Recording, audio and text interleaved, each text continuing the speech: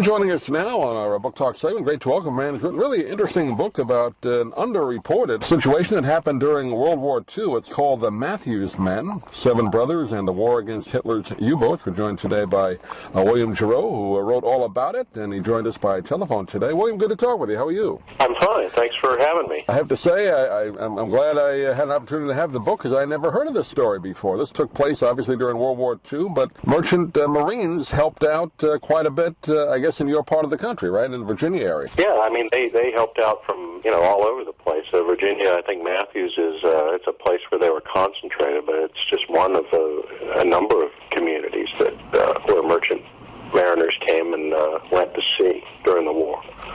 Yeah, I guess against Hitler's U-boats, a lot of submarines, going back and reading about the history of it, German submarines were pretty close to the U.S., kind of too close. They were. They came right up, right along shore. They attacked ships, right at the mouth of the Mississippi River and off Jupiter Inlet, Florida, and off Virginia Beach, where I live. What gave you the idea to write the story at this time? Bring it out in book form. Well, I had been interested in the story, the idea that U-boats were along our coast for years, and I was particularly fascinated with the experiences of these merchant mariners and what they went through. And they'd get torpedoed, and they'd turn around and go right back out again and get torpedoed again. I wanted to write a story about what they did, but I really couldn't find the right focus for it. I wanted to find a group of men and their families that I could follow through the experience. One day in 2011, I was in the library just sort of browsing around, and I happened to open a dusty book, and there was a little reference to it that said that during World War II, Mathews County, Virginia, had sent a lot of men into the merchant marine. A lot of these guys had been torpedoed. And I just looked at this paragraph, and I thought, this is it. This is how to tell the story. And part of the reason is that I was familiar with Mathews. I had once lived there briefly, and Mathews it's a beautiful place, but it's sort of a tiny, remote outpost on the Chesapeake Bay, and everybody there was and is involved with the water in some way, and everybody there knows everybody else. So I thought, if you were ever going to find a place where you could reconstruct a 70-year-old war story that was kind of forgotten, it would be Mathews, because everybody knows everybody, and they know the other families, and so I just started going down there on my days off from work and talking to people, and everybody I talked to would say, oh yeah, you got to talk to this guy too, down at the creek here, he was torpedoed, or his uncle was killed or something, and I just kept finding more people and finding more stories. Now, the Merchant Marines, that's not a branch of the military at all, right? They're just a separate group, right? Right, and the name, it sounds like it would be a branch of the military, but it's really a sort of a loosely organized group of civilians, private citizens, who normally sail vessels for commercial purposes. Mm-hmm. But during World War II, and really during all the wars, they are pressed into service to haul war supplies for the government, and they hauled everything. In World War II, they hauled pretty much everything that the Allied armies needed to survive and to fight on foreign battlefields. Fuel, ammunition, weapons, tanks, planes, jeeps, medical supplies, food, bug repellent, everything.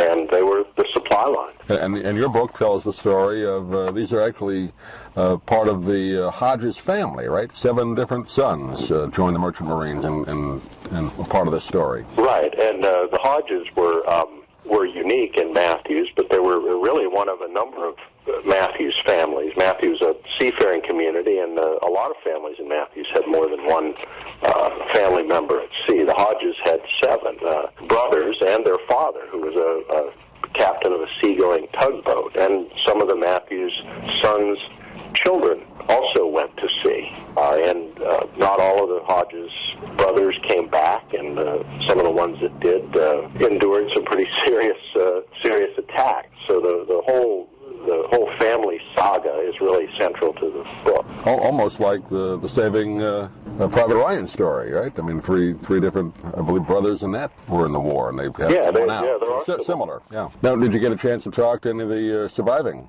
Hodges family? Yes, none of the brothers. Right. was still alive by the time I worked on it, but some of their children were, and grandchildren, and other relatives, and they, you know, like they were a pretty close knit family, and they, you know, they gave me a lot of information, like a lot of families in Mathews. You know, I went and talked to them, and they opened up their homes to me, and they told me stories. They went through trunks and attics, and gave me photos and letters and records, and just really helped me put the book together. They were willing to talk about it. I mean, they were happy you were writing about it then. They were. A lot of them were kind of surprised because no people had, you know, it's sort of a forgotten story, and nobody had really asked them about it before, and they were kind of bemused, I think, by the fact that I was doing it. But they were very unfailingly humble. You know, they were just, you know, Dad, do you really want to hear this? Okay, I'll tell you. You had to practically drag it out of some of them, but that's not uncommon, you know, for military people in the World War II. They didn't, you know, they didn't like to talk. They didn't want to come home and bring these terrible stories. But the Merchant Marine it really was a forgotten story. And one of the guys in Mathews told me, he said, "Baby, when your book comes out, my grandkids will finally believe me that I did something worthwhile during the war." Was there much, I guess obviously not, but much written in newspaper form that you could do research on, or was it pretty much you had to get, you know, the word-of-mouth stories to put it together? Well, there were a lot of newspaper accounts of ships being sunk, and there were some very interesting accounts of survivors, because these guys would be, you know, the survivors would be brought back to ports along the East Coast in Norfolk and, you know, different ports. That's where they would bring them in, and they were soaked with oil and exhausted, and but before they would, you know, some of them would sit for interviews with reporters, you know, about their experiences. And there are also a lot of records in the National Archives to go to look at, or that describe these sinkings, some of them in considerable detail. And there are accounts, you know, in, like I mentioned, people's letters and other sources. So there's a lot of different sources you can go to, and some, you know, people telling accounts to other people. So a lot of these accounts are pieced together from a lot of different sources. And just kind of reading through the notes as well, merchant mariners, the highest rated casualties of any service in World War II, right? I mean, that's yeah, tough statistic, and that was mainly during the first year of the war, because when our first year America was in the war. When we first entered the war, we were really pretty unprepared for it, and we didn't have a lot of ships and planes to protect the mariners along the, you know, that were hauling stuff along the coast of the United States in particular. But they couldn't just wait until we had protection. They had to do it, and they were initially sent out there really just trusting to luck that they would not encounter U-boats, because if they did, they were, you know, the merchant ships were slow and unprotected, and a lot of them were completely unarmed. So they were, if they encountered a U-boat, that was it for them. That improved as the war progressed, and by, you know, the middle of 1943, America had a pretty good convoy system to protect these guys, and the casualty rate plunged almost immediately. But it was still dangerous. You know, it was throughout the war, mariners were being killed.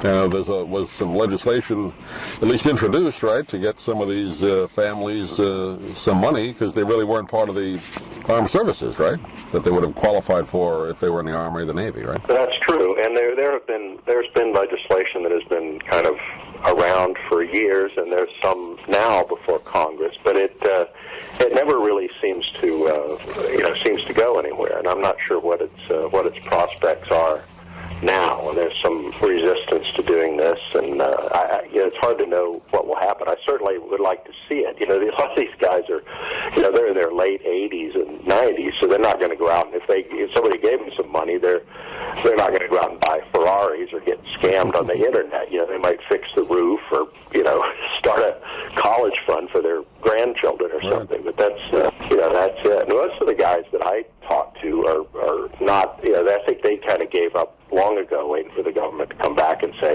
sorry, we should have done a little better by you, and here's something. They're just they kind of like to have some recognition, though. You know, so if I can help with that, I'm glad. Well, hopefully this book will do just that. Again, it's called The Mathews Men, 7 Brothers and the War Against Hitler's U-Boats. Really fascinating story, again, of a under or really non-reported or unknown story of what happened during World War II. We've been talking with William Geroux today. And William, do you have a website? Can people get more information on the book? I do. It's WilliamGeroux.com. That's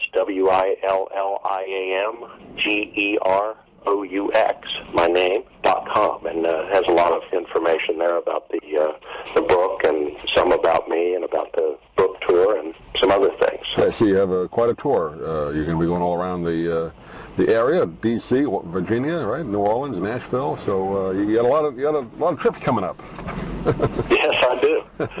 Well, it's been a pleasure talking to you, William. Please keep in touch with us. Love to have you on again, but thanks for joining us today. Thank you. I appreciate it.